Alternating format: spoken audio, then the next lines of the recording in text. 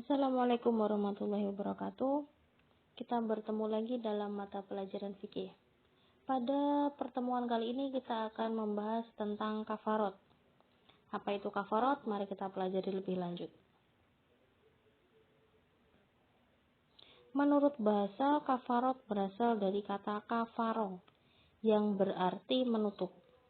Sedangkan secara istilah, kafarot artinya denda yang wajib dibayarkan oleh seseorang yang telah melanggar larangan Allah tertentu sebagai tanda bahwa dia telah bertaubat kepada Allah dan juga sebagai penebus dosa. Ada berapa macam kafarot? Ada banyak. Yang pertama ada kafarot pembunuhan. Lalu ada kafarot zihar. Selanjutnya ada kafarot karena seseorang telah melakukan hubungan suami istri di siang hari pada bulan Ramadan. Selanjutnya ada kafarot ilah. Lalu ada kafarot karena melanggar sumpah. Jadi kalau seseorang itu telah bersumpah menggunakan nama Allah, demi Allah, atau wallahi dan lain-lain, tapi dia melanggar sumpah tersebut, maka dia wajib membayar kafarot. Selanjutnya ada kafarot karena membunuh binatang buruan saat dia melakukan ihram. Yang pertama kita akan membahas tentang kafarot pembunuhan. Seperti yang telah kita pelajari pada minggu-minggu yang lalu, jika seseorang terbukti bersalah melakukan pembunuhan sengaja dan dia dimaafkan oleh keluarga korban sehingga tidak mendapatkan kisos, maka dia wajib membayar diat atau denda, juga wajib membayar kafarot. Apa kafarotnya? Kafarotnya bisa memilih satu di antara dua hal. Yang pertama, memerdekakan budak muslim. Jika tidak mendapati budak atau mungkin tidak mampu untuk memerdekakan budak, maka bisa memilih opsi yang kedua, yaitu berpuasa selama 2 bulan berturut-turut. Jadi puasanya ini tidak boleh ada jeda. Kalau terjeda 1 hari, maka harus diulang lagi dari awal. Selanjutnya kafarat zihar. Apa itu zihar?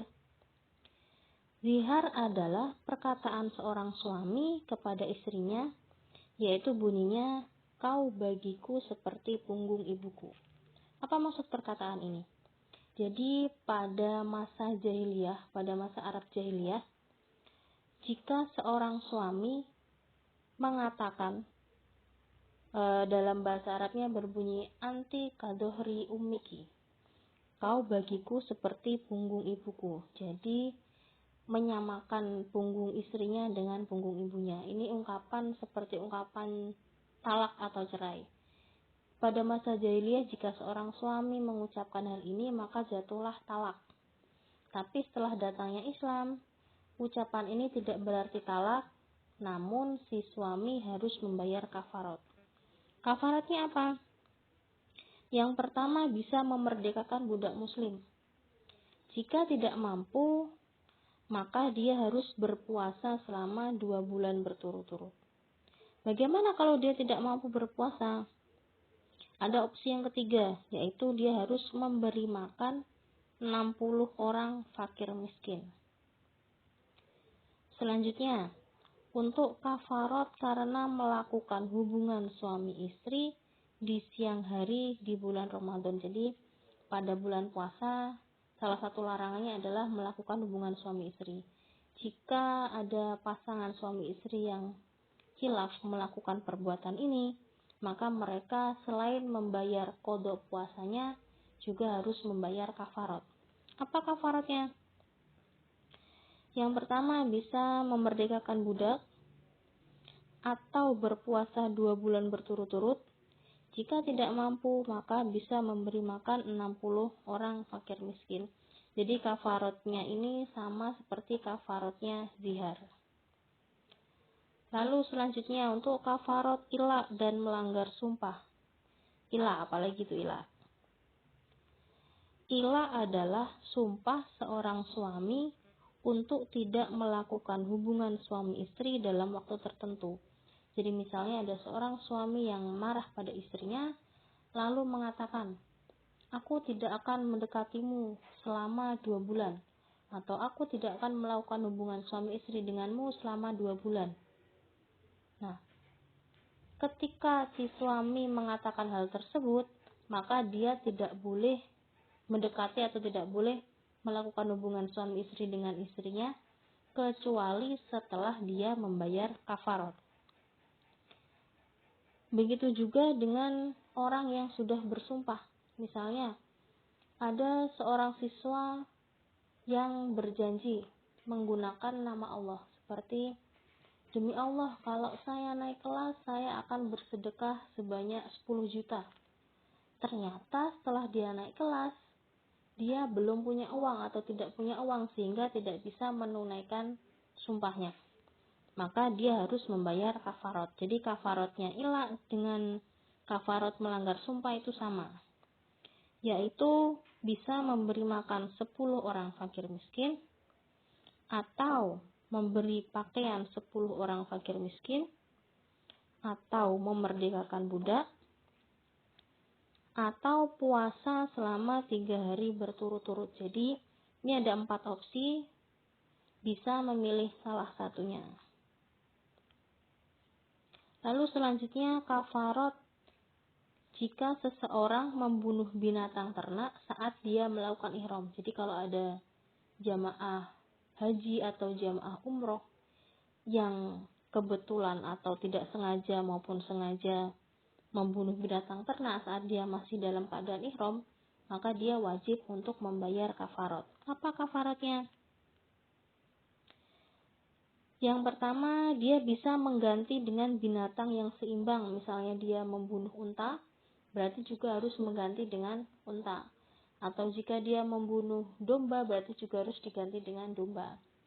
Bila tidak menemukan hewan yang seimbang, maka kafaratnya bisa diganti dengan memberi makan fakir miskin. Atau jika tidak mampu, maka dia bisa menggantinya dengan puasa. Jadi kafaratnya memilih satu di antara 3 opsi ini.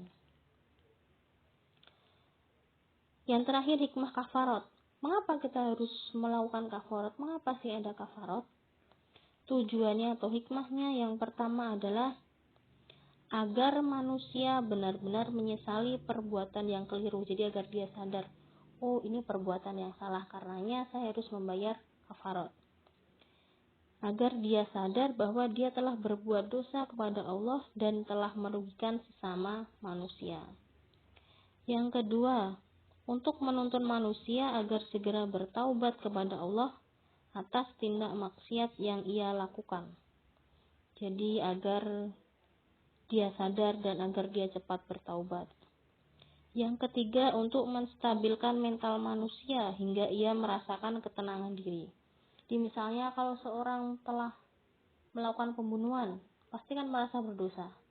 Nah, untuk menebus dosanya ini, agar untuk menenangkan hatinya agar tidak gelisah, maka dia menunaikan kafarat. Jika dia telah menunaikan kafarat, ada perasaan, oh saya ini sedang menebus dosa. Jadi bisa sedikit menenangkan mentalnya atau menstabilkan mentalnya.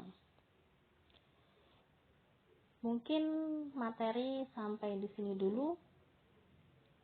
Pada materi kali ini kita mempelajari tentang kafarat, artinya, definisinya, macam-macamnya hingga hikmahnya.